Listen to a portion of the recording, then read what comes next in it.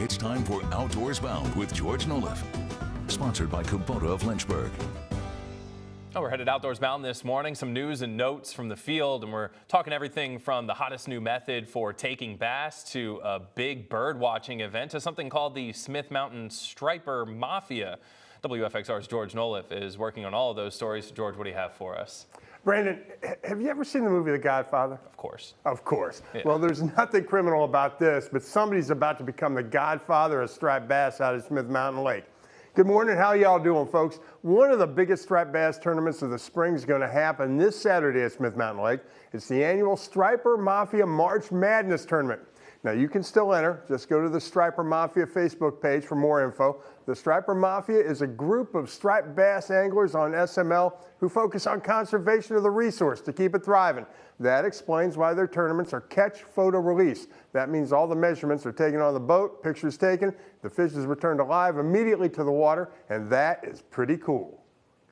And then as you can see, the missile shape helps the head slide right on there. Two of the hottest techniques in bass fishing right now are mid-strolling and hover strolling.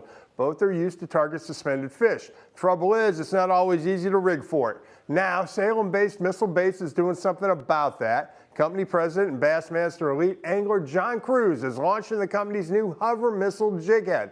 I always like to promote local tackle makers. While it's made with bass in mind, you can also see applications for suspended walleyes and stripers too.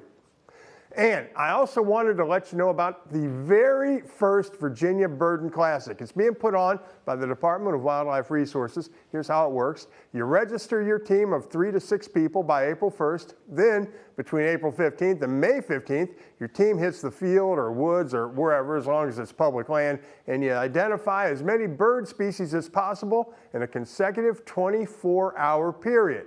Now, it's a great way to learn about Virginia birds, plus the prizes are pretty cool. Could include special backpacks filled with gear and a DWR experience, like maybe going along with DWR biologists on a wildlife survey trip. Yeah, George, sounds like a lot of fun. Have you ever gotten to go along with one of these surveys? Yeah, I have. I've done it here in Virginia, up in Ohio, and in Maryland. These were fish counting surveys, but you see things you've never seen before, and you learn a lot that you can use every time you're out in the water or in the field.